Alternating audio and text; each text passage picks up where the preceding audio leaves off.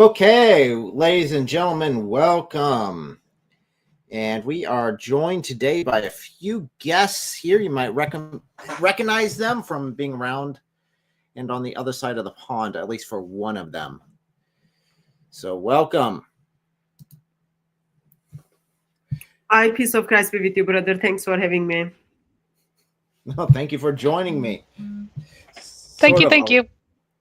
This was sort of a last second. I'm going to pull this together, do an odd time. Let's do this sort of event.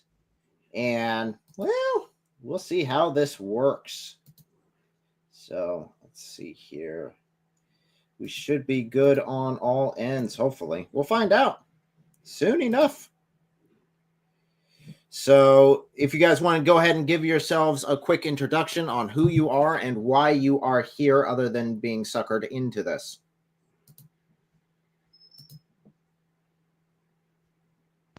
I guess I'll go first.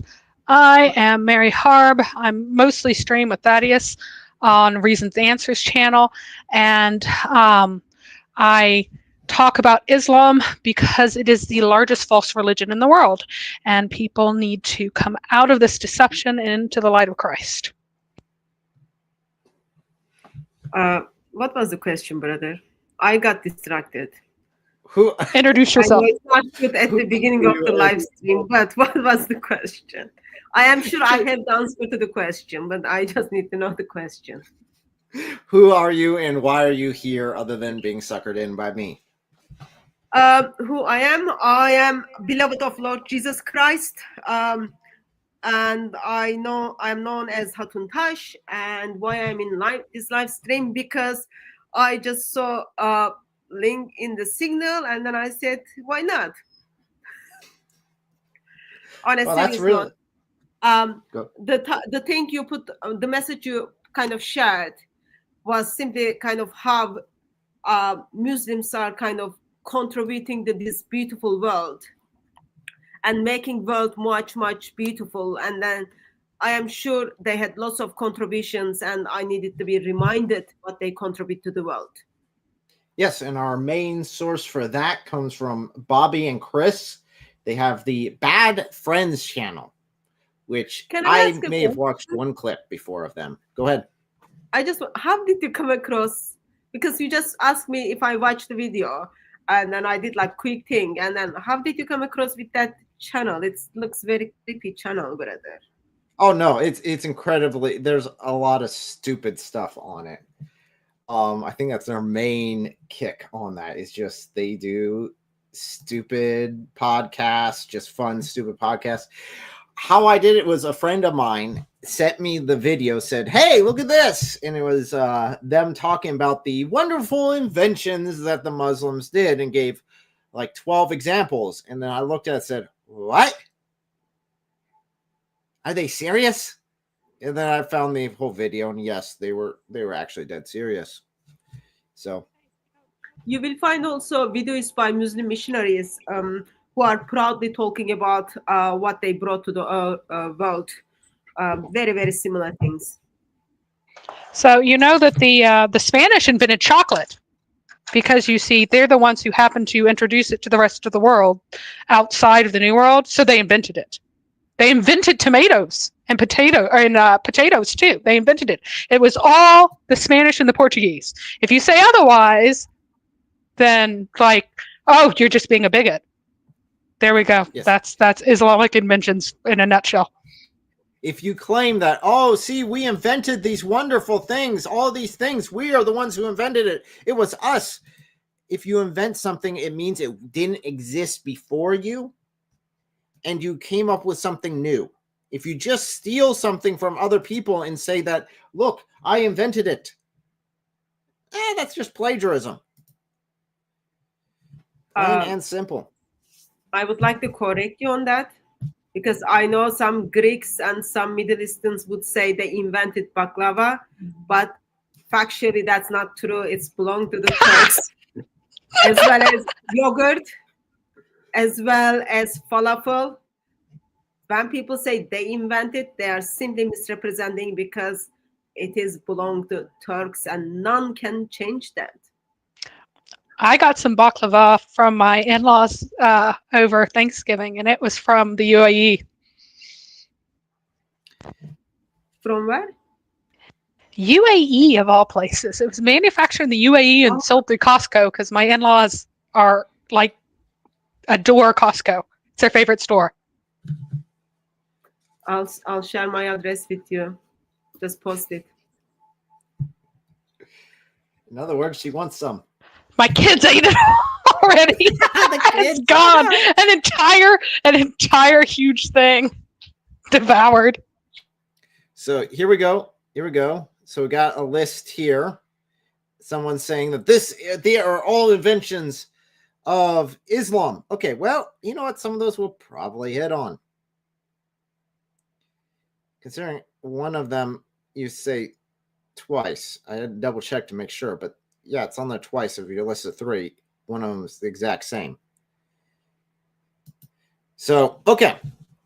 Well, first of all, ladies and gentlemen, we'll just dive in. We'll watch the whole video. We'll see the entire thing. Just the clip. This is from a much longer live stream. This is like, I think, an hour and 40 minutes to like 2 hours long. All in all, and it's about a minute clip in between for it. So let's go ahead and hit it and see what happens, what the claims are. Invent back then that we still use today. Without the Muslims, what would we not have?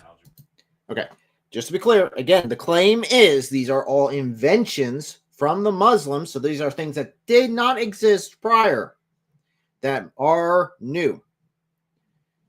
So let's find out. Algebra. That's huge. The Arabic. That's a big one. Numeral. The numeral are numbers. Arabic number system. Okay, let's go. Let's just zoom in. Yep. Things Hospital. Muslims invent coffee. Bro. Look at this. Every time Allah. Thank you, Allah. Every time Wow, I take a sip, I that say praise is- be to Allah. Yeah, there's another one. Algebra is huge. Hospitals, bro. Toothbrush.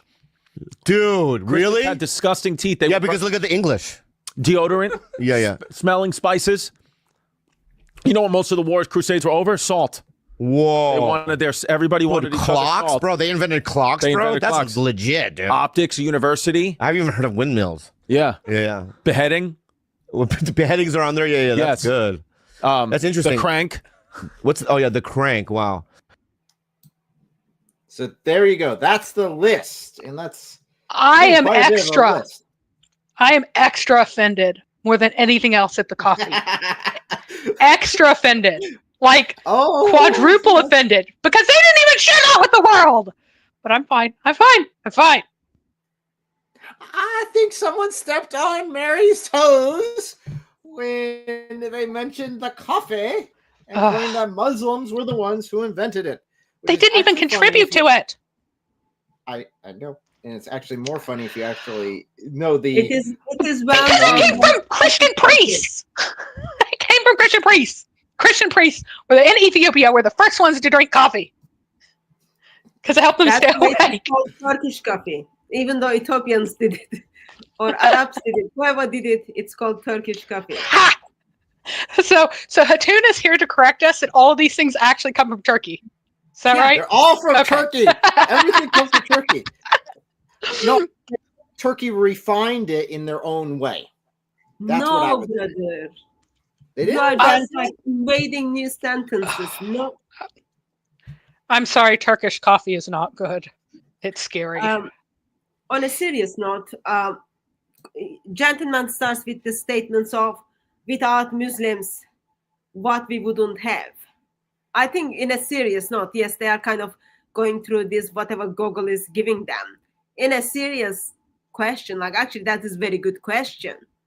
Without Islam, without Muslims, I am sure world will be better place. Very, very better place. Women would be safer.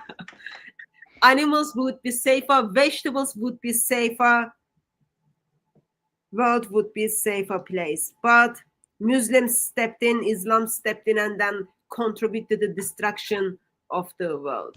Very sad. So Islam is unique among all world religions in that it is the only religion that affirming child marriage is required to be an honest person in that religion. If you say that child marriage is not for all time and part of the perfect example, then you have left the religion. There is no other religion like that in the world. If you say that women should not hit their wives when they're being uppity, then you are going against the doctrine of the religion. And even though they're like, Hinduism has all kinds of crazy cults, like they used to have cults of people living in forests who would kill people for their god or goddess, right? They'd have some really crazy things. But you could be a Hindu and not belong to the crazy cult that kills people and comes out of the forest and eats people, right? But you can't do that in Islam. Mary, we have someone saying that your mic might be a little too hot, or at least a little too loud. Okay, I've moved it. Is it better now? I think so.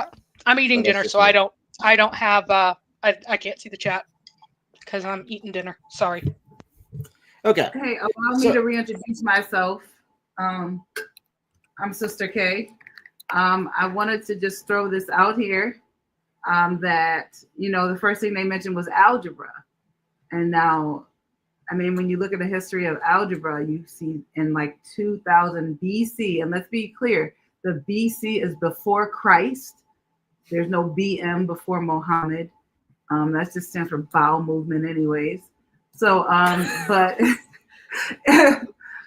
actually, it's an ancient, like 2,000 years. So they're like 2,600 years late for Muslims to invent algebra. They're a little late. They seem to be very, very late with all these quote unquote inventions. They're usually like thousands of years behind. Maybe they time travel. They invented the time machine. I get it. Never mind. That's how they came up with stuff in 600 AD. Okay, I think Sister K is upset. In the invention list, they didn't say time machine. Yeah. If they would have added into the list time machine, it would actually line up for most of these.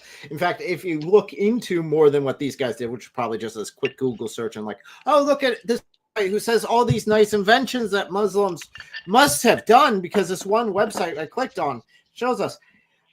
Okay, if you were to have a time machine, then yeah, you probably could, considering a lot of their claims just you would have to, because like you pointed out, algebra was from the Greeks. Now, the Muslims went in, invaded, took over Greece, well, at least Turkey area, took over Constantinople, and then, I mean, they got a lot of the papers from that. They added to it, they contributed to it, but that's not inventing it. So with algebra, the book that that Westerners read in translation most often, that systematized algebra, was written by an actual Muslim. However, he didn't invent algebra. He was just codifying things that already existed, and he himself was also called the Magi, basically, by, I believe, Al-Tabari. And so that means that his family, well, he was a Persian, and his family was Zoroastrian. So he may have converted, because from the introductions that we have, it seems like he's a Muslim, and from other things he wrote.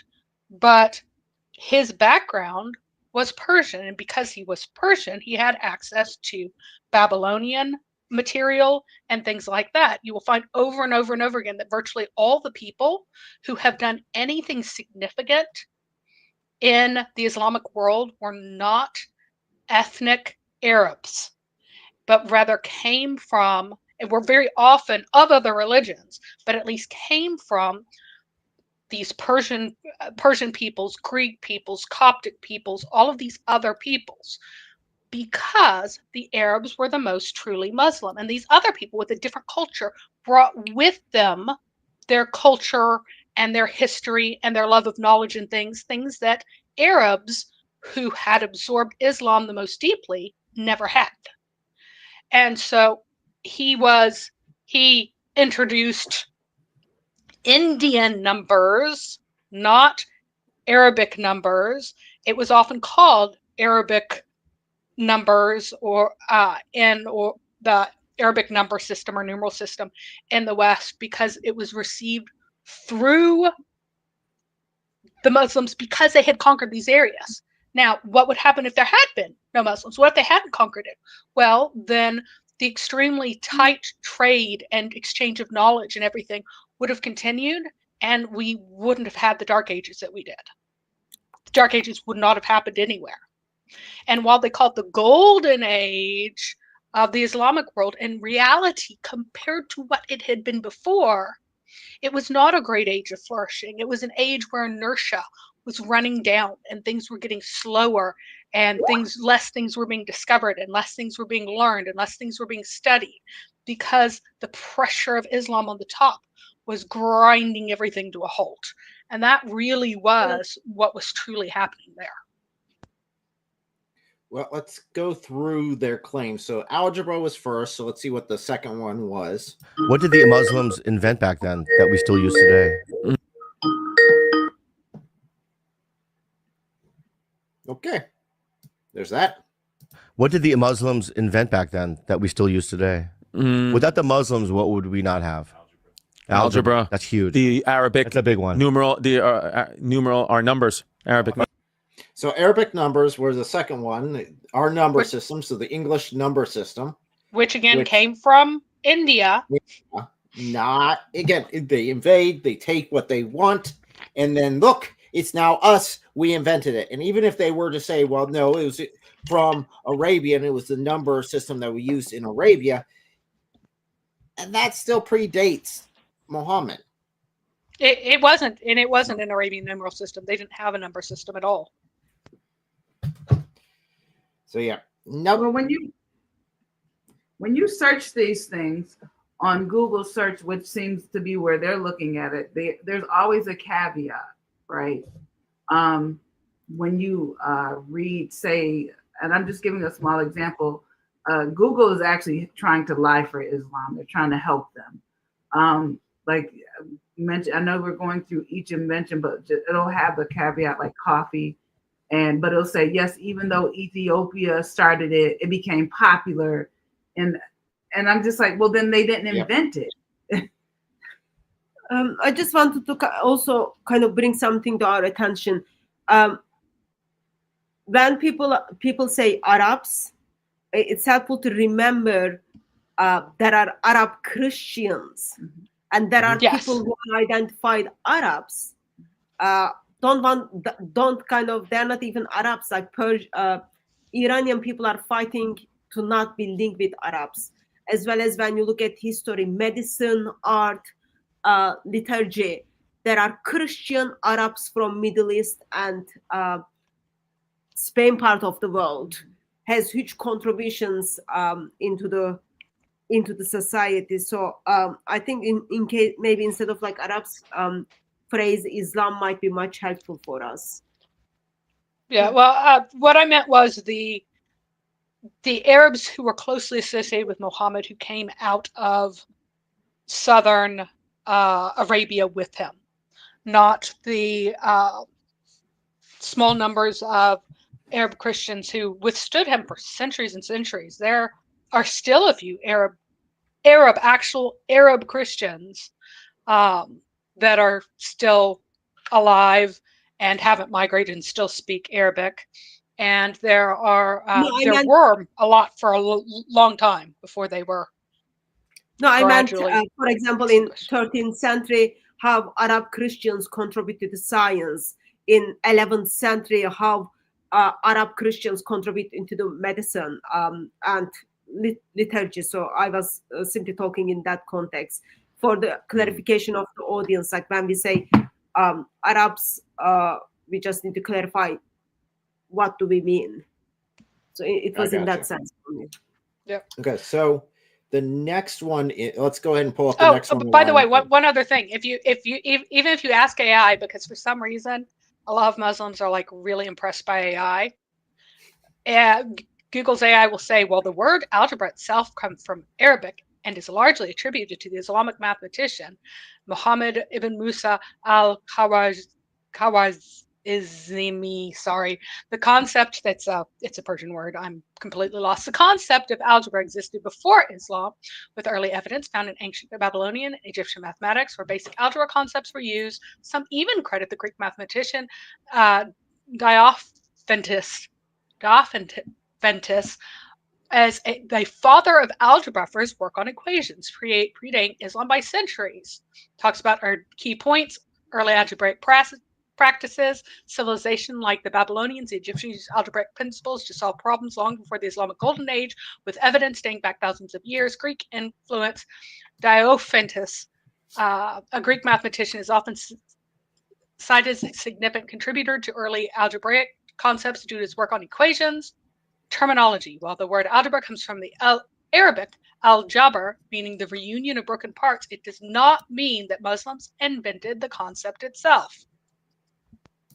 Just for all of the AI devotees. Yeah. So, and again, that's agreeing with what we said, which is just they are taking from other people, rebranding it and saying, see? I mean, seriously, if you had that in anything, copy paste. Okay, well, you didn't invent it. When you It's not go to originally British, yours. when you go to British Museum, you get to see artifacts dated time of Babylons. You get to see like how they used all these things before even Islam kind of stepped into the world. But as you say, some religions make their living by stealing and claiming it to be themselves. So what is that term? Like you steal it and then from now on it's mine. Reappropriation or being Turkish. No need to be racist. I've got black eyebrows. I told you. All right. So, Okay, you can also, one of the things that I've enjoyed doing is the Moscow Mathematical Papyrus. And I don't know how to say it, Rind or Rind Mathematical Papyrus. I've looked through those, and it's kind of fun to look at ancient Egyptian word problems that require algebraic solutions. They have things that are for students to work through, like early mathematic textbooks that tell you, like, here's your problem. This is what you need to work through, and it's fun to read those.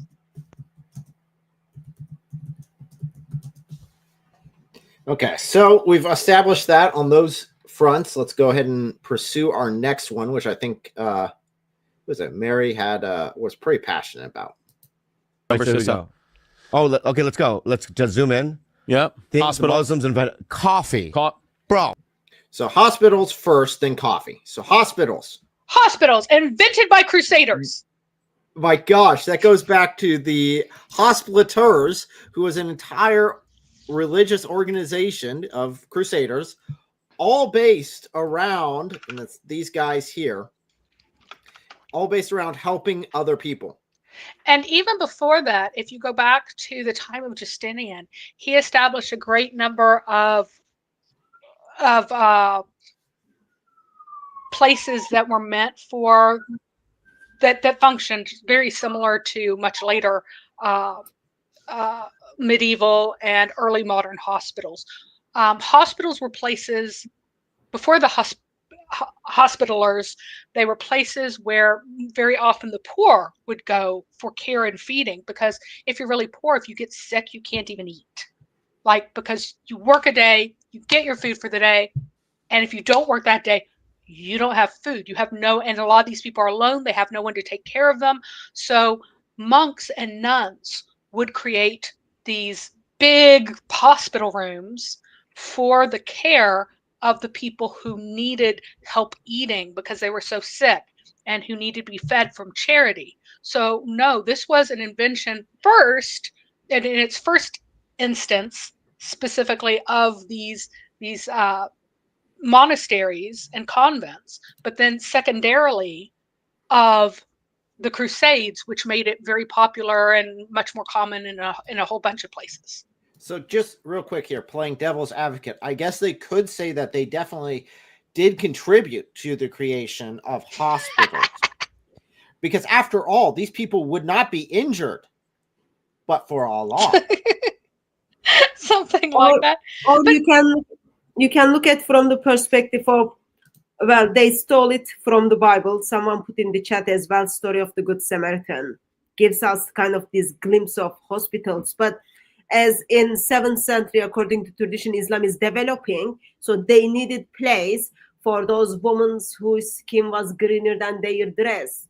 They needed place to look after these girls who are just like bleeding from a man in his 50s climbing top of her, all those kind of things.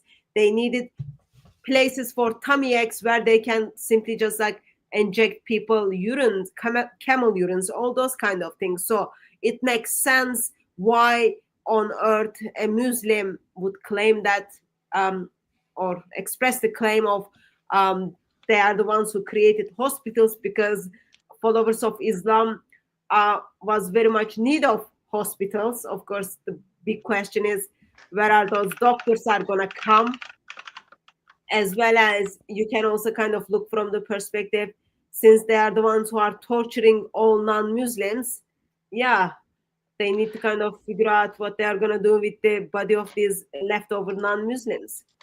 Now, Well, even I if have a they- question for you, Go ahead. Hatun. If you are a woman and you become sick, in historical Islam, before any Western influence, would you be taken to a building away from your mahram and put in a room with a bunch of other women attended by doctors who would have been male? I would look from the different perspective, depend what it is. But if you travel to Africa, I'm sure you picked up when woman is giving birth, they don't have what is that thing called? Like when someone gives birth, you get like helper comes. They don't have like medical midwife. Yeah, so they don't have midwife because lots of medical experts are male. So woman has to give birth most of times by herself or by a woman who is very much old in the community, who experience like giving birth to others or had babies by herself. So in that sense, it makes sense to me, but I am quite okay for going with the idea, yes, Muslims created hospital because they needed to look after this bruised woman from who got bruised from their husband. They needed to look after those girls who has been sexually assaulted and raped until they get fixed, so that their husband can be, I don't know, enjoy their pleasure. In that sense, it makes sense to me. Why would Muslim make such a claim? Because it is very much needed for them. Unfortunately, if we looking at Taliban and the history, the actual response to historical Islam has mostly been, well, she's just a woman, so she can die. Unfortunately. Now, I will say that there are Sharia collections that say that the husband may have a doctor see to his wife or daughter if it's dangerous enough. But there's nothing that says that they must. And that's important. And the Taliban, for example, is saying, no, that may is gone. Even though, here's the crazy thing, even though it's in the Sharia manual that they have traditionally given to their daughters and wives, if they can even read, which is called heavenly ornaments, that the husband may choose to call for medical care. Well, I'm still gonna hold my view on hospitals are created by Muslims because they were desperately needed. Those women to get out of the bed and heal so that they can continue to wash the semens of their husbands, or they can continue to feed their husbands. So I think I'm gonna hold on to that. It's more kind of practical. Well, it would be practical because eventually you would run out of women, right? Yeah, so you need a wife who is doing the housework. You need a wife who is making babies, all those kind of things. So hospitals would be practical places. So but I'm not talking, of course, hospital like in our days, like with like I don't know, 12 floors with like thousands of rooms with all medical. Probably in their hospitals they would have just like a room, and if someone is lucky that they might have a rug on the floor, otherwise nothing. Just get well. They wouldn't even have alcohol to put on the like broken finger or something, or bleeding. No finger. alcohol, no painkillers. Nope. Because that would have been the main painkiller of the day, would have been alcohol. Yeah. Or maybe they invented paracetamol as well. Why not? They just aspirin. this I am point- sure aspirin was invented by Muslims. I'm so sure of that. So, but even if we want to say, okay, well, before the hospitalers, there were still medical places. Well, even the Greeks, the Roman Empire, and even into India, we see hospital-like areas already set up as well. So it's not something that the concept of having somewhere you would go to get treated isn't something new, and definitely Well, not they had invented. before that. Before the Christians, they had temples where people would like go and lie, but they wouldn't actually care for you much. But you did make a really good point about the alcohol, because Islam denied alcohol. Islam became the source of the opium trade in the ancient world, because you couldn't use alcohol as a painkiller when you had no other painkillers, right? Except for, well, guess what? Poppy seeds grow in Islamic areas. So they spread it around, universalized it. They were the first drug lords because of Islam, because that's the only pain relief you've got. So that's the pain relief you use, because that's not forbidden. Only alcohol is. So, I guess we found another thing to add on to the Muslim inventions. They invented drugs. Well, not really. But they can probably claim it. invented certain forms of opium. Muslims invented camel urine. Yeah, That's never good. happened before. Great medicine, True. yeah. Never happened before Muslims. No camel ever peed before any Muslim. No camel probably who peed that end up in the stomach of a man. I want to know who decided that was a good idea. That's what I want to know. On a serious note, if you think about, like, sake of the argument, let's say, okay, Muslims invented hospital. There was no hospital at all. You go to these Muslim majority countries. I have been in a place, for example, you have to drive 12 hours to just get to the closest hospital. So they invented all these hospitals, but they forgot to build in their own community, own cities. That's like just mind-blowing for me. Yeah, and it's interesting because remember we have the ancient Greeks using like things like opium along with like toxins as a suicide, a way to commit suicide. So I mean, well, that was before Islam.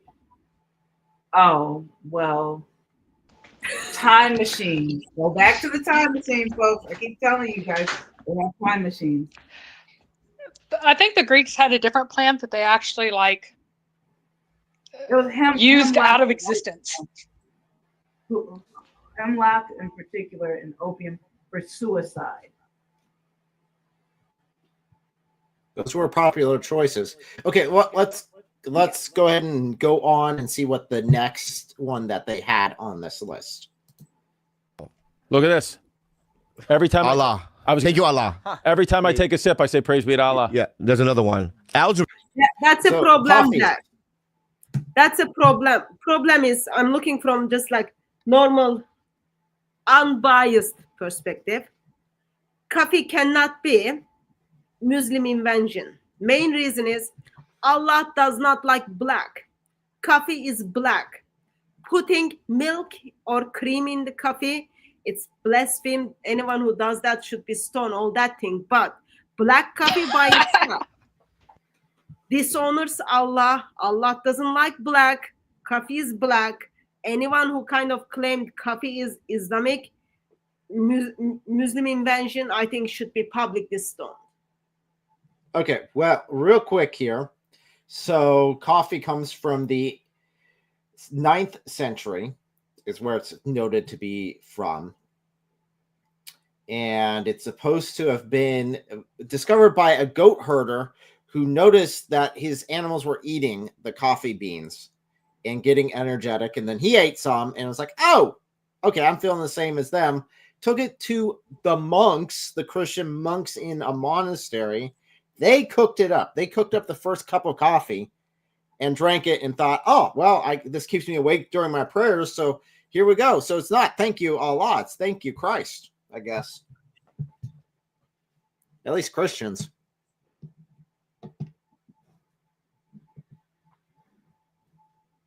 Exactly. And that's where it spread from. It spread from Christian Ethiopia. Yes, it was still heavily Christian at the time and for a long time afterwards. It still is. Like, the only part of Ethiopia that is Islamic is the part that is kind of next to Somalia and has kind of Somali type land. So it's actually called it's like not the country of Somalia, but like the state of Somalia within Ethiopia. Don't ask me why I was looking at Ethiopian maps recently, but I was. Okay, well, we won't ask because we know what you do with those maps.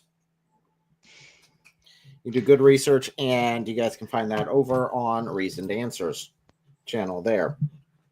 So, yeah, not coffee. Coffee doesn't come from them. Yes, they help spread it as far as like, oh, look, we did something. But again, not your invention. You're taking again from the Christians and claiming it's yours, just like you did with many of the topics in the Quran. So let's see here. It was huge. Hospitals, bro. Toothbrush. Dude, really? Had disgusting teeth. Because look at the English. Deodorant. Yeah. Smelling spices. Okay, I think so toothbrushes. Toothbrushes created by Muslims so that they can beat their wife. Is that the reason? Apparently. That's so silly to be like, oh, no one had toothbrushes until, Muslims specifically. It came before Muhammad, all right? But the idea that nobody had sticks that people chewed on and poked their teeth with, because that's like literally. That's what they had. Everyone did. Right? Yeah, we got that going all the way back to ancient Egypt and Babylonians, between. Even Indians in the New World use the same thing because it's just like natural. It's not like, I don't think a lot of things you can go, oh, this was invented here, this was invented there, this is invented in this place and it spread and then it changed and then this person influenced it. But using sticks to clean your teeth is something that was done in so many places by so many people. Either Adam and Eve invented it, or a bunch of people at different times are just like, there's something in my teeth. Here, let me get the stick. And then use that. Well, what gets me is I think this is hilarious because they're talking about, how the British had poor teeth, how bad. Our modern toothbrush, the concept for a modern toothbrush, was invented by an Englishman in 1780. So no, again, if you want to try to claim that they have the modern stuff, no, they didn't do the modern stuff. In fact, they still chew on a stick and stab themselves with it. I think that they think that because we don't use sticks anymore, before a physical toothbrush was invented, we didn't use anything. No, we used to use sticks. Just don't use sticks anymore. Exact same. Basic, guys. Stop claiming stuff. So, just for the clarification purposes, Muslims invented toothbrush. Not to beat their wife, but to clean their teeth. But they don't use it. Did I get that correct?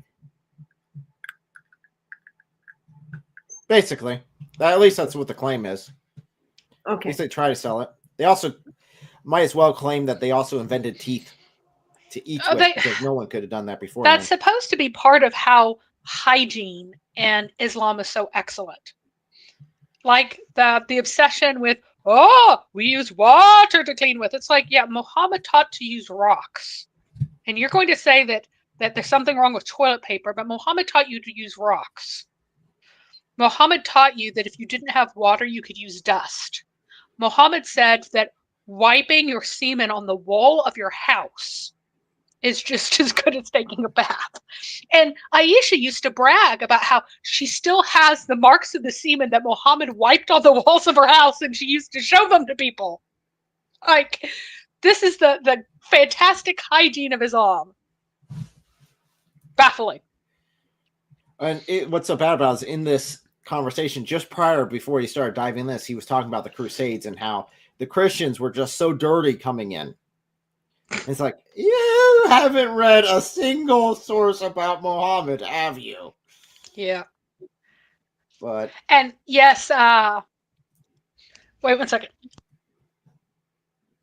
Okay. Sorry, had to choke for a moment there. Yes, Kay is right that poppy itself actually originally came from the Mediterranean and then spread all over the place. Again, Muslims popularized something that existed prior to them, but they popularized it because nobody else had any other painkillers. So you really need the opium.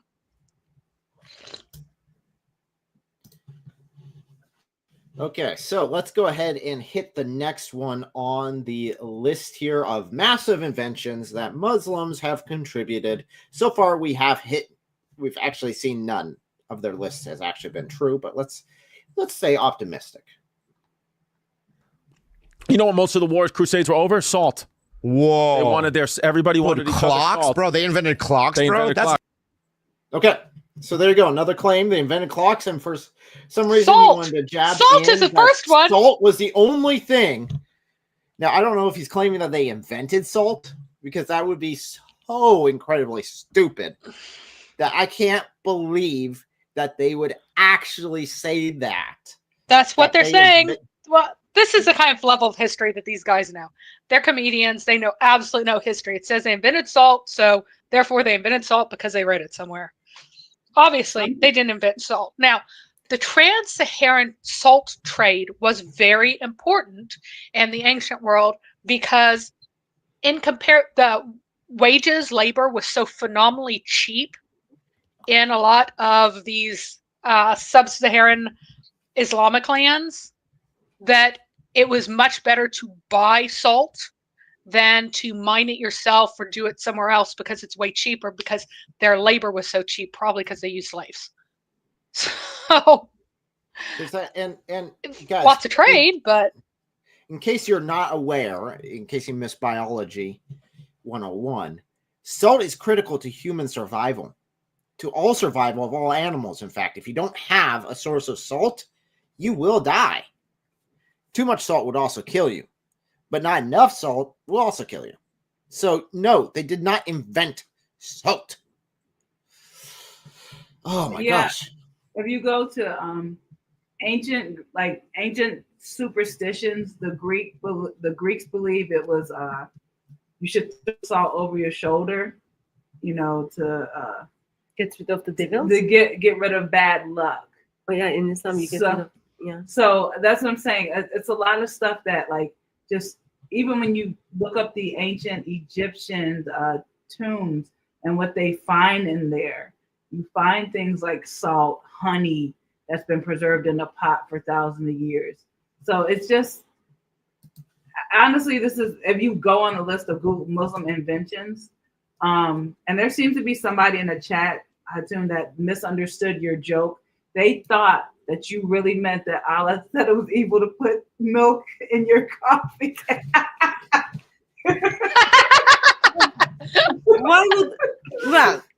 So if you look from the Allah's perspective, okay, Allah already has problem with the color. Coffee is black, and then when you mix white into black, what do you think Allah is gonna say? Allah is gonna say, "Well done." No, Allah is gonna say, "Bring that in front of me, and get your toothbrush." No, wacky with a toothbrush. But yeah, he didn't catch that joke. It's okay. So are these individuals are saying, like, when they say Muslims created salt, maybe like they mean something else, because like as you I thought he was saying that the Crusades were all about salt, which again would be incredibly stupid. Yes, no, it wasn't. It was in response to the 400 years of jihad against the West from the Muslims, this continuous attack and the slavery that was the slaves that were being taken from Europe and sold into Muslim lands, and basically the Christians saying, okay, enough's enough. And the Byzantine Empire finally convinced the rest of Christendom that they needed to do something. That would be the beginning. So I had to actually look up, because some of these I'd heard before. I hadn't even heard the claim that Muslims invented clocks before. Apparently, because one particular guy made a really impressive water clock for a particular king, that equals they invented it in the Muslim mind. Even though this was a water clock, which of course dates back to the ancient Greeks. So super, super old. And the first mechanical clocks were invented by Italians and Germans.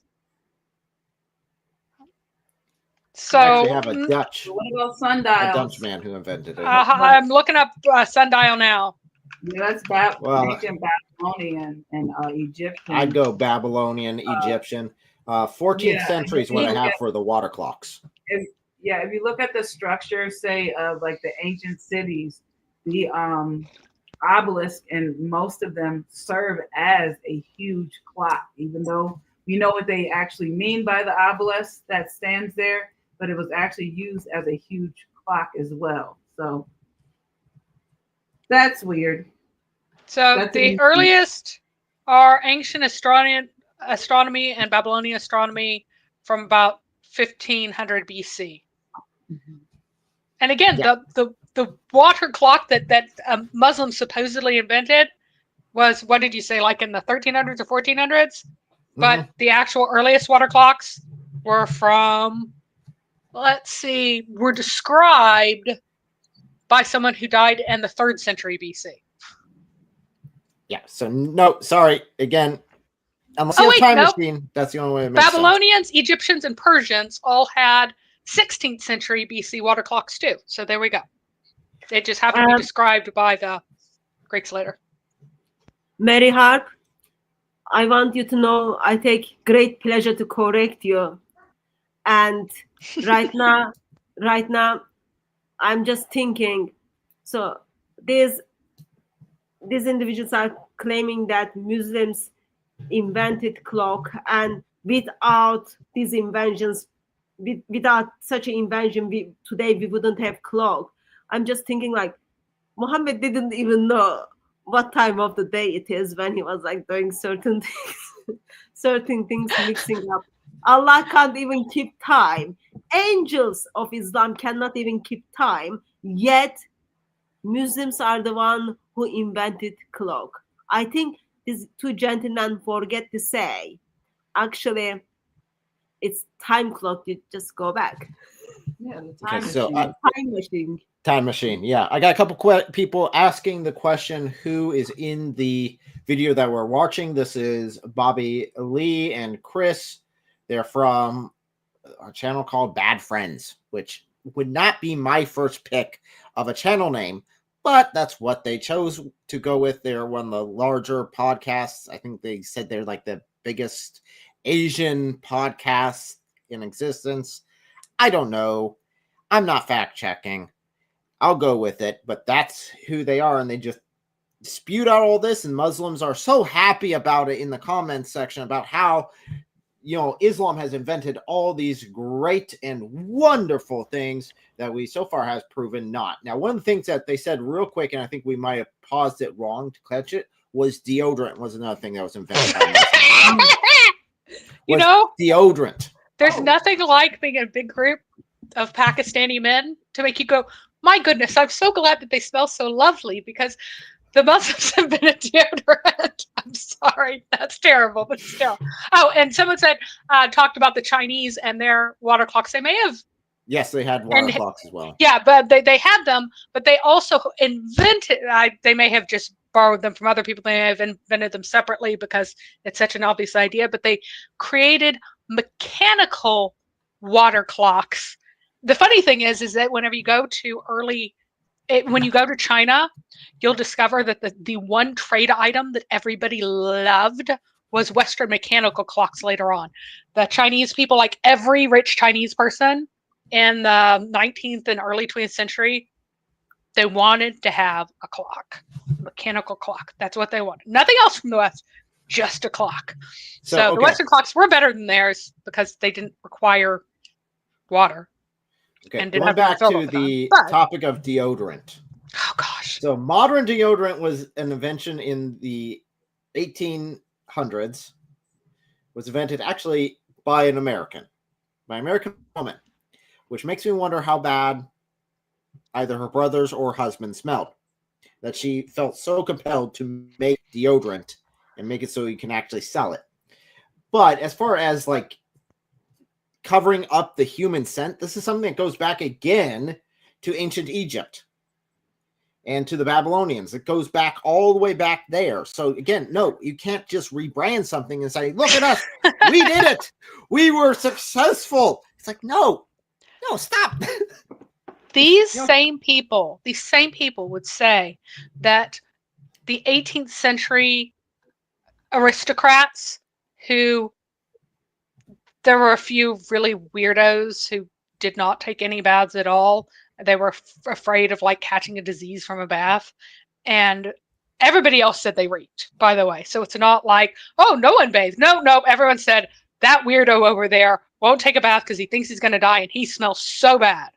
And they covered it with perfume. They would agree that those people were disgusting to cover their revolting stink with perfume. But then they'd go, oh, but these Muslims, they had perfume that covered up the body odor, and that's wonderful.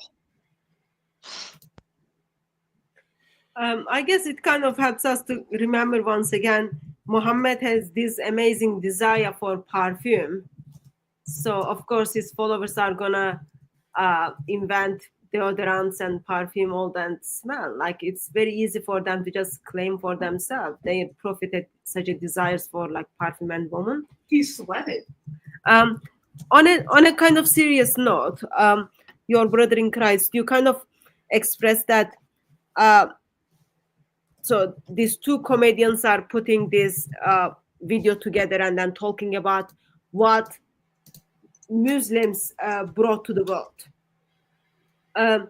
I think I'm just like looking from perspective of, imagine there are two individuals who's got huge platform, has no intention of doing any research, and all they are doing is going to check Google, and check Google is so much Islamized.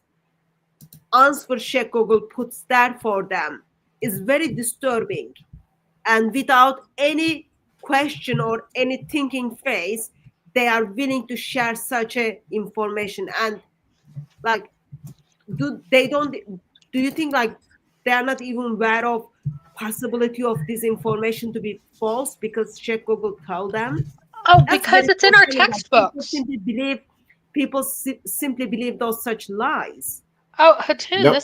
This kind of nonsense is in American school textbooks because they let Islamic organizations write the Islamic sections of the textbooks. They just hand it over to them to write. So this kind of idea that, oh, Muslims invented all kinds of things. They invented everything. They were super advanced. This is written in our textbooks by Islamic activist organizations. And so they remember that from their high school days just as a fact. So whenever they look it up and they go, oh, what were the inventions? I don't remember. They just accept whatever they see. Yeah, if you check out, in fact, just prior in this, because this is a long video, a long live stream that they did, and this is just a subsection of that. Just prior to this, they were talking about how enlightened and how smart the Muslim society was and how barbaric and backwards the Europeans were who came in as barbarians into this enlightened area of Muslim society. And I'm like, you know nothing other than what you've just been parroted. Oh, and Morg remembers the actual name of the organization, which I forgot. CAIR is the one, CAIR. Yeah. They are the ones who have written, and they are terrorist affiliated, who have written the sections on Islam in most American textbooks.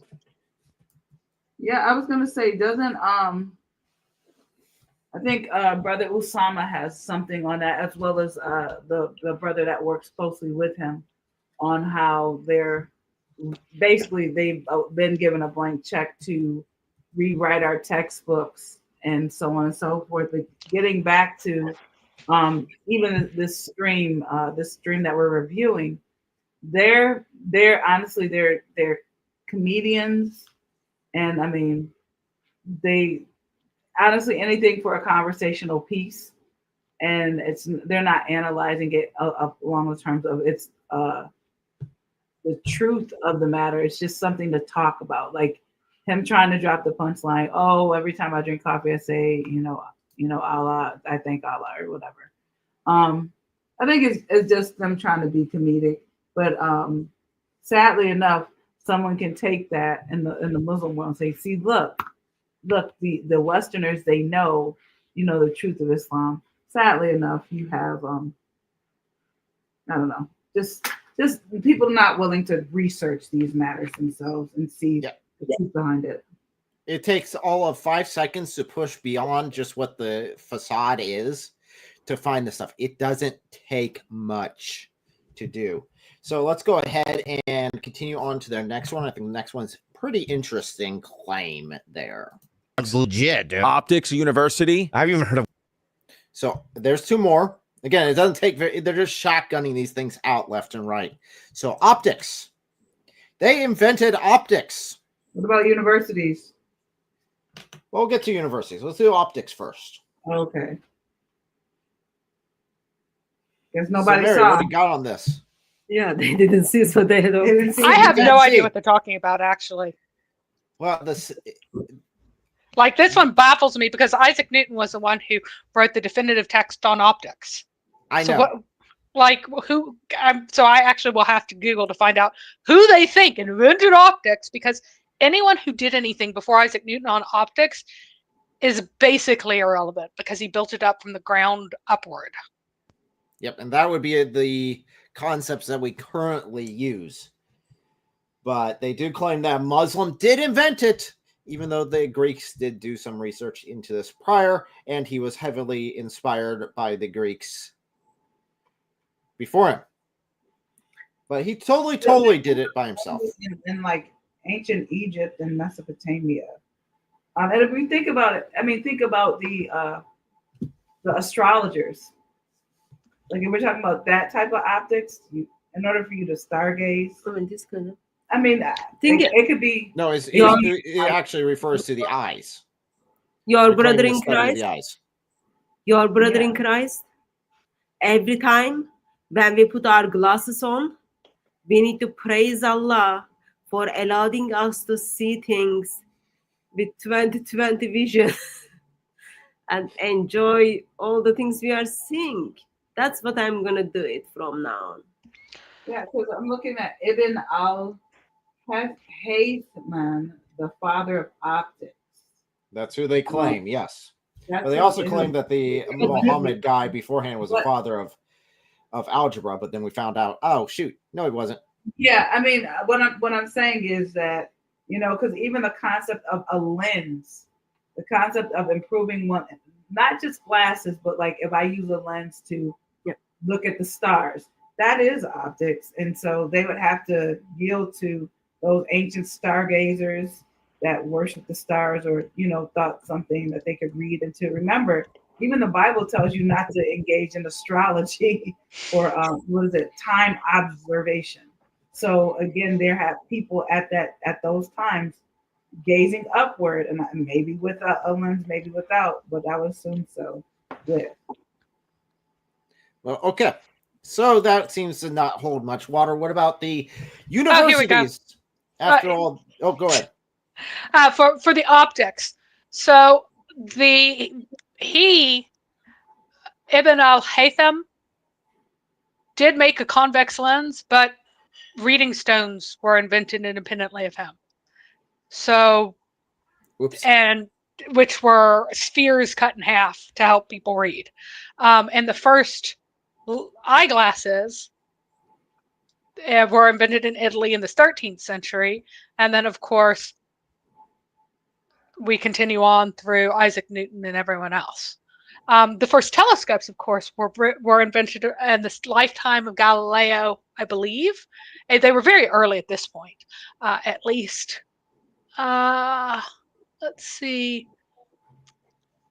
And because Galileo's work, he was the first one to see the moons around Jupiter. I'm not sure. I don't remember. Sorry, my brain's Jupiter. rusty. I don't think it was Saturn. Because then you would have seen rings, and I don't think you could see the rings. I think he was the first one to see the moons of Jupiter, which helped support his theory. But he was able to see them because someone else, I thought it was in the Netherlands, but I can't remember where. Somewhere farther north had invented a telescope. So again, not invention. Let's see when. Not a Muslim invention. Yeah, 1608, a year after hearing about his invention. Netherlands! Ha! I actually did remember.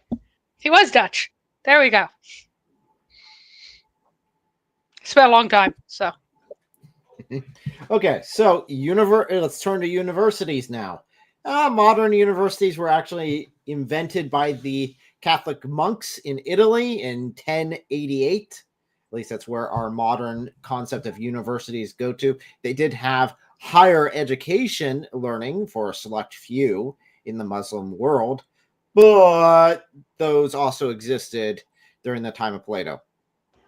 So yeah, and the ones that supposedly I've read before about the supposed Muslims invented the university, but that would have been an imitation of an existing Christian institute, or else other ones trace it to a school of Athens that relocated to Muslim-controlled lands when they weren't allowed to be pagans anymore because the Muslims really liked Hermeticism, and so relocated to their lands to be Hermeticists like the Muslims were, and would have traced back to those if they had done it. So it was just another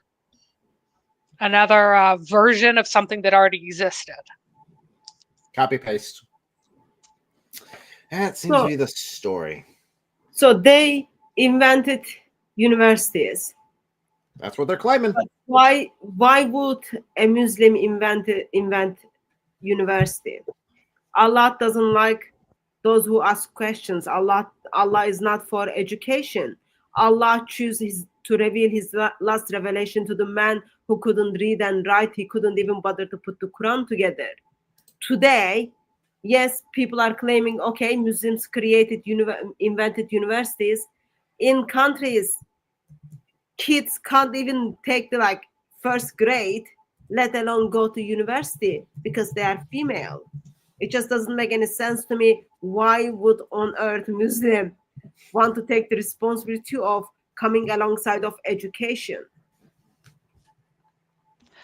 And there's also the fact that the ranks of the bureaucrats consistently in the Islamic world were filled with people who weren't Muslim until there weren't any non-Muslims left in the area.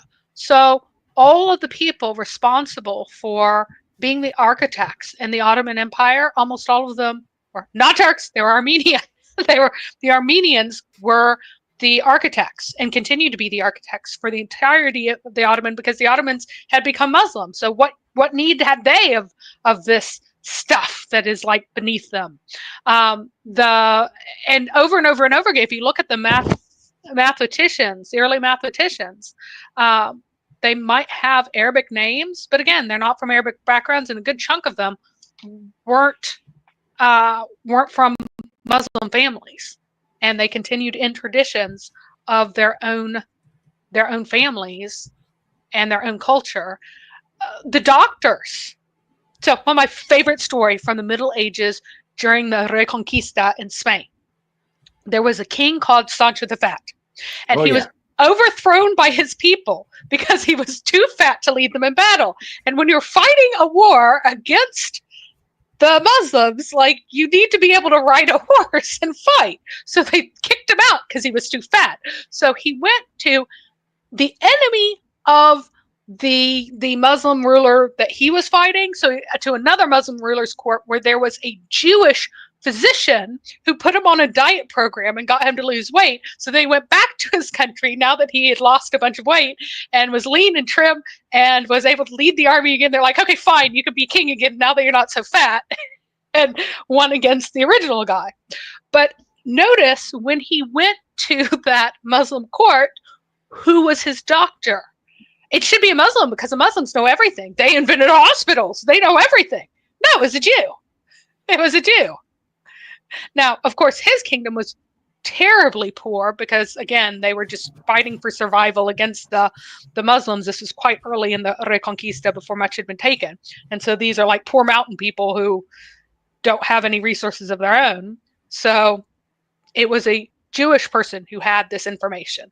And again, you will find that the people running the tax departments and doing all of the calculations will be Jews and Christians over and over and over again in so much of the history, because the Muslims don't learn this stuff. Nope. After all, if this was the case and they invented universities, then we should see people being sent to the Muslim nations to learn at these great universities. We don't see that. If they had these great hospitals and were the inventors of hospitals, then we should be sending our people over there to get health care. Well, we don't see that. We don't see great doctors. We don't see that. Definitely in history itself, we don't see that coming out of there. I mean, there are random exceptions, but in general, if this was the epicenter of this advancement, then we should see that happening. So they're all for education, yet they are the ones who are burning their own books, burning down their libraries, all that, sinking their own book, yet they claim to be all for education by making universities. Was it them that burned the Alexandrian library? So yeah, it was version 3 of it, because actually Julius Caesar accidentally burned it first. But he didn't do it on purpose. It was accidental. But whenever Umar captured Alexandria, he said, burn all the books, because all we have need of is the Quran. Basically, if it's important, if it's in the Quran. If it's not in the Quran, then it shouldn't exist. So he ordered all the books to be burnt. So much history lost under that regime. So, okay, well, I think we've hit that pretty hard. Let's go ahead and see what their next claim was on this list. Windmills. Yeah. Beheading. So, first one, windmills, and then beheading. So, windmills. This I found to be hilarious when I actually looked into it. Oh, yeah, go ahead. It's funny. It's funny. So the windmills, the first windmills, were developed, were invented in Persia by what we have. Earliest known reference to a windmill is from 644 AD. Here's the kicker.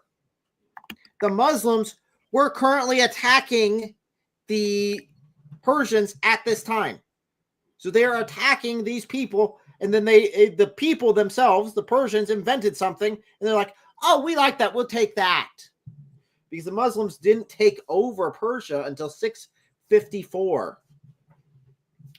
So, yeah, I think that is, again, hilarious that they're actually trying to make that claim. And it's like, okay, it obviously existed in Persia before that point, because this is just a document of it. So it was a tradition. They already had it.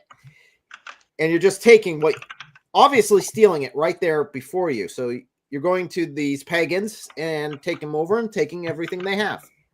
So after all, you can't invent it yourself. That'd be too much work. And I have heard, I do not that it's true, know that whether or not it's true. I have heard that the Persian, yes, here we go. Yes. Yes. Answer The question, Persian yes. slave who killed Uthman was involved in windmill making. That's even better. Yeah. That's hilarious. So the person who kills the highest ranked Muslim of the time, the Caliph himself. Oh wait, was Umar. involved He in killed Umar. It Umar. says not. I was wrong. It is not Uthman. It was Umar. So here is the entire story, and the story of his assassination goes around windmills. Okay, so here is from an Islamic person who's posting this. After the battle of a certain in Persia, many Persians were taken as captives by Muslims. The captives were sold as slaves. One of them was Firoz alias Abu Lulu. He was purchased by Muqira Shukba, the governor of Basra. He was a craftsman, a carpenter, an ironsmith, and a painter. Umar did not allow non-Muslim adult captives to reside in Medina. Muqira sought special permission for his residence of Firoz on the grounds that he was a skilled craftsman and he would be of service to the people. Umar gave permission for this as a special case. One day, Firoz waited on Umar and complained that the tax which his master was exacting from him and told him it was too high. He wanted the caliph to reduce the levy. Umar inquired, what work did he do? He said he worked as a carpenter, painter, and ironsmith. He added that he could make windmills as well. Umar next inquired of the amount of tax he was required to pay his master. He said he had to pay 2 dirhams a day. Umar said that keeping in view the lucrative nature of the jobs done by him, the levy was not necessarily excessive. Umar said he would, however, write to him and examine the question further, and Firoz was unhappy. Umar wrote to his master and replied, the master said that, no, it's fine for me to take this from the slave. It's not excessive. When Firoz called on Umar again, Umar explained to him that the levy was not excessive, and so there would be no reduction. And then that made Firoz angry. In order to humor Firoz, Umar said, I understand you make windmills. Make one for me as well. In a sullen mood, Firoz said, verily, I will make such a mill for you that the world would talk about it. As Firoz went away, the caliph told the people around him that the Persian slave had threatened him. There are Persian slaves in Medina. Seeing them, Firoz would say, you have been enslaved at such a tender age as Umar sees something eat my heart. I will take his heart out. He made for himself a dagger with a very sharp edge and smeared it with poison.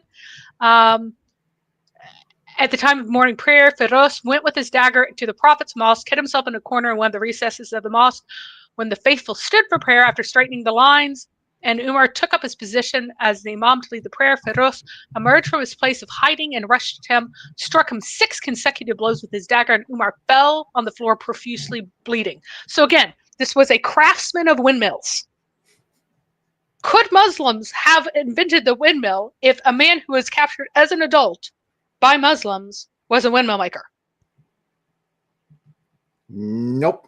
That wouldn't make any sense because, again, this comes from Persia, which they had long before. Now, we do have a question here. No, these guys are not Muslims. They're not claiming to be Muslims. They are just people that run a podcast who run their mouths a lot without any actual evidence. And then we've got another one. They haven't claimed chest in this video. They don't claim chest, but that is another common claim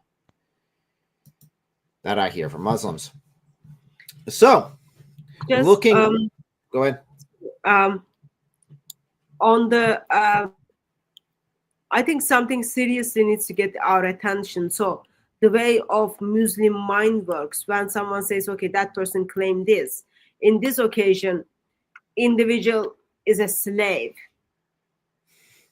So the moment when you become slave under Islam, your identity, your skills, everything is belong to your owner who is Muslim. Therefore, everything you do, everything you say, every PhD you submit, everything you invent, that becomes your bosses, becomes your owners. That's very serious. Your identity, your skills, everything is gone. Why? Because your owner is taking everything belongs to you. Doesn't matter, like you are not Muslim, doesn't matter you are not followers of Islam. The moment you are under Muslim,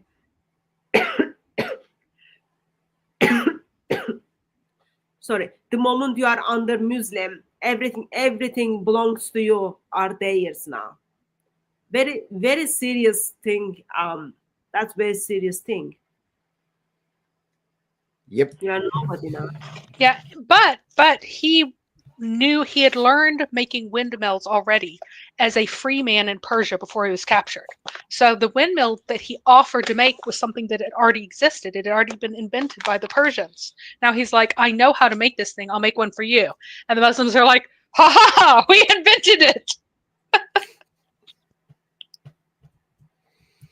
We captured someone who knows how to do it, so we invented it. So we invented it. Oh, if I catch a bird, I've invented nests. And flying and everything else. Right. As well. Eggs. You invented eggs. No one could have definitely, because I caught a bird. It's my bird now, so I invented the egg. So, okay, well, let's go ahead and roll on to their next couple. There's not very many more that they have, in fact. We haven't done beheading yet. Oh, we haven't done beheading. That's such a stupid, incredibly stupid claim. I mean, seriously. This is almost as bad as salt. No, brother. This gentleman looked at what ISIS did to the Christians. He looks at what the followers of Islam is doing, the critics of Islam around the world. And all he can think is, yeah, beheading has to do something with Islam. Okay, that I give it to him. But they didn't invent it. So far, they haven't had one actual invention, which, again, an invention would be something new that you're bringing forth, not taking from other people and saying, now it's mine, and I'm going to go ahead and rebrand it or just slightly modify it and then send it out into the world. No. But beheading, really? I know we had a reference to John the Baptist being beheaded. It's just... You've got like Greeks, the Syrians are beheading. You've got like historical artifacts. You can see like how people are being beheaded in the time of Assyrians, 700 BC. Is it like French get to claim it because they invented the guillotine? Say, see, we invented beheading now too. No. Yeah, I don't know if you can even look that up. Like, because I'm sure that it's like as old as people having weapons capable of doing that. But like the word capital punishment etymologically refers to the Roman practice of execution by beheading. It's your caput. Caput, is that what head is? Yeah. Caput is head in or caput is head in Latin. And so capital punishment means punishment of the head, meaning chopping off your head. So they time traveled again. It's more time traveling from these Muslims.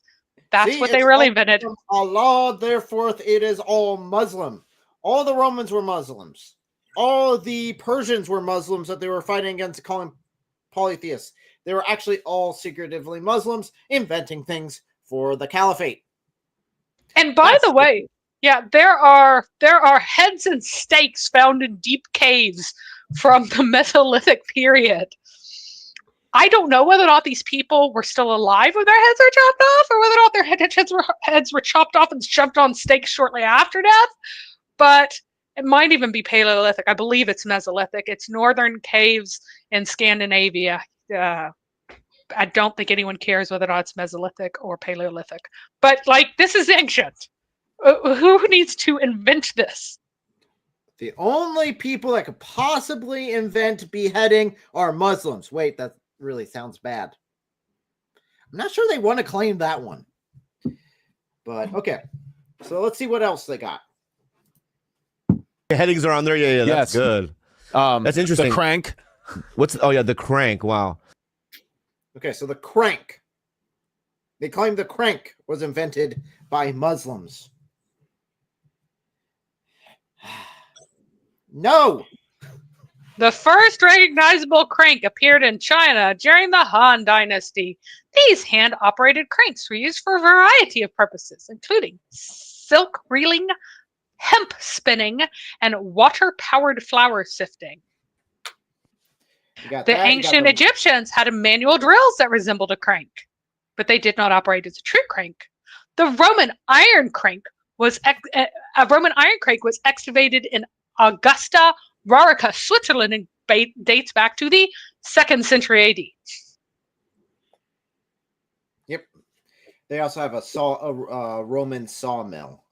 Memory serves. Yeah, Roman sawmill that goes to the 3rd century AD. Again, long before Muhammad ever came about.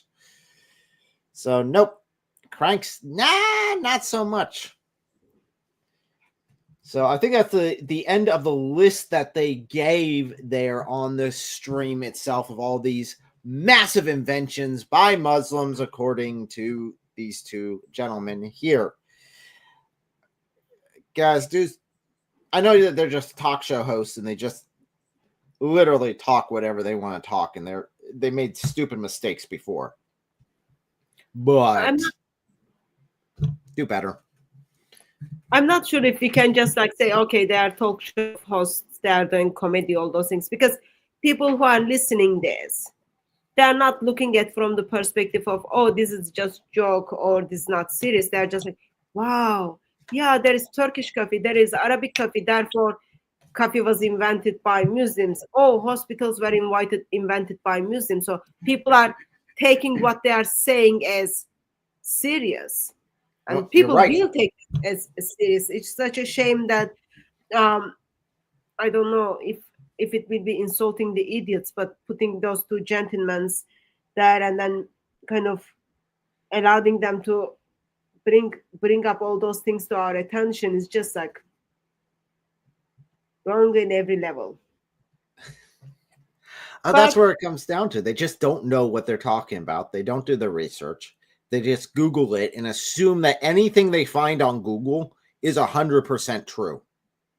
And it's like, guys, no, at least put a little bit of effort into this. A little bit of research, because it doesn't take very long to push through that facade and be like, oh yeah, this guy's accredited for inventing this thing, but it existed beforehand, but he's the one that we call the father of this invention here. It's like, wait, hold on. So it existed before? Oh, yeah, it was definitely there before. Oh, then he didn't invent it. He might have contributed something, but he didn't invent it.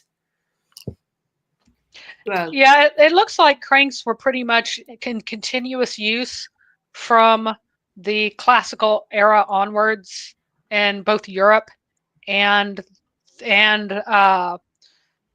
Africa and the Middle East and Persia. For example, like two Muslims described an existing crank that some Persians were using in one of their books, Book of Ingenious Devices. So they're describing something, but they didn't invent it. They're describing something in use because the stuff was in continuous use, just that people didn't make huge amounts of use of it until when? Who made lots of use of it? Oh yeah, the Europeans.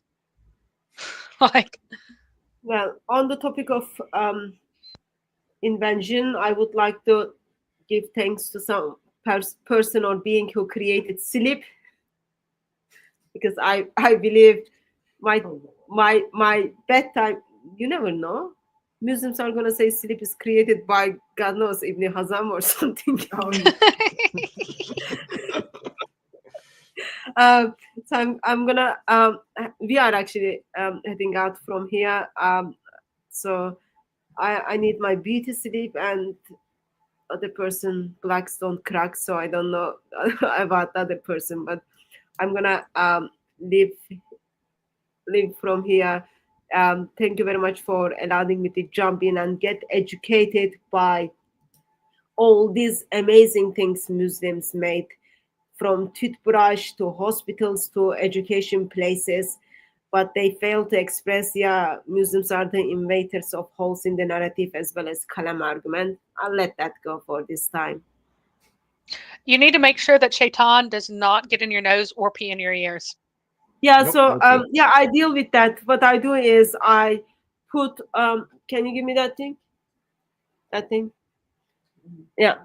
I put this on my nose and then put top of it, put little bit garlic and alcohol. And I wake up very nice without any effect of any leftover of Satan. Well, I have a dog in my house, so Allah can't enter, so I don't have any problems with Shaitan.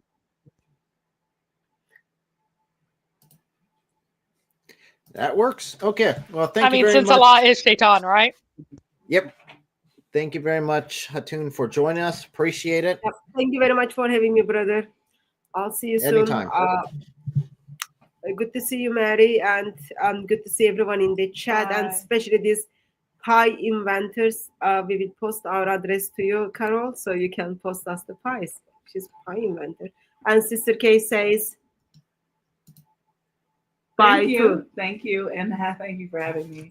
Bye. Bye. Bye. Bye, disembodied boys. Yeah, disgraceful to the humanity. Oh, I can't leave this. Okay. There we go. I think one important point that is often missed whenever we talk about progress versus an invention, like the Romans, for example, kind of had a super primitive steam engine toy, and they never did anything with it. And these cranks were around forever, and people didn't do anything with it. Why? Well, Why didn't they do anything with it? Why did it take the Europeans to do something with it? What made Europe different from, economically different from, every other civilization that had the same level of advancement? And the answer is they didn't have a massive slave class. Nope. Other places, it takes the people who have the leisure and the education to write and the leisure to make things up to invent these things. And people who have a motivation to do so because it will help them and their own work or progress or whatever. If you are a slave, you don't really see a benefit from inventing things because they just make you work the same amount of hours no matter what. If you are a freedman, or if you don't have access to a bunch of slaves and you have to pay people to work, then you get an immediate benefit from having to pay people less to work, because slave labor in a lot of these societies was a lot cheaper than labor that you have to pay for, even among the peasants. Even with the unfree serfs, they were only obligated to do so much. If you want them to do more, you better be paying them. So this is why a lot of these things took off in Europe, in addition to believing in a kind of God who has a rational mind and who would order the world rationally and who would order the world and create us such that we could comprehend an orderly world. And all of this has to do with the kind of society that Christianity created and the kind of God that Christians believed in. So that's why it didn't happen anywhere else, in spite of, the Chinese had so many advantages over the West in terms of basically being the only culture out of the gate. They were so far ahead. That was the culture. They were in danger from almost no one. They only had horse barbarians trying to invade to deal with versus all of these fragmented states and everything else. And yet the West is where it progressed, and it wasn't accidental. People think that it's like, oh, something must be stopping them to progress. No, it takes a special thing to allow progression. And that's what it was. Yep. So, and Carol pointed out, it's like the Mayans who had wheels and only used them for toys. Yeah, if you have lots of slaves to carry your stuff, why do you need wheels? Yep, they had wheels. They never used it. They never put it on a single cart. It's like, guys, they use their foreheads to carry things. It's like, forehead. All you got to do they is use their slaves' foreheads to carry things. That's true. Slave foreheads to carry things. So in conclusion, I think this is very clear. These guys didn't know what they were talking about when it came to this. I mean, I'd be happy to educate them more so they don't make such obvious and incredibly bad blunders. But I do appreciate everyone who stopped in here. Again, thank you, Mary, for joining us. And thank you, Hatun, even though she is gone. I appreciate it. But I think sum total of this is basically all these inventions that Muslims claim they stole from other people that they conquered and enslaved. And in the end, they are definitely... We're proud of that, yeah? Absolutely proud of that. So I know I got some things coming up, as well as a Christmas party, and Sister K too. Okay, I got corrected. My wife, I love my wife, but there you go. She got me. I got a Christmas party coming up towards the end of the year, and that will be our last live stream for this year. Will be the Christmas party here with you guys. I think that's in 2 or 3 weeks. So it's the weekend right before Christmas, I think. So the 14th and 15th, I think I'll probably be doing it either on the 14th or 15th will be the Christmas party itself. So you guys are all invited to that, and there will be an open call in, and we'll just have fun with it. So that won't be a serious one like this, but thank you guys on TikTok. Thank you for sticking it out. We are still there on TikTok in spite of Mary's best attempts to get me banned for some reason. But it all worked out in the end. Me?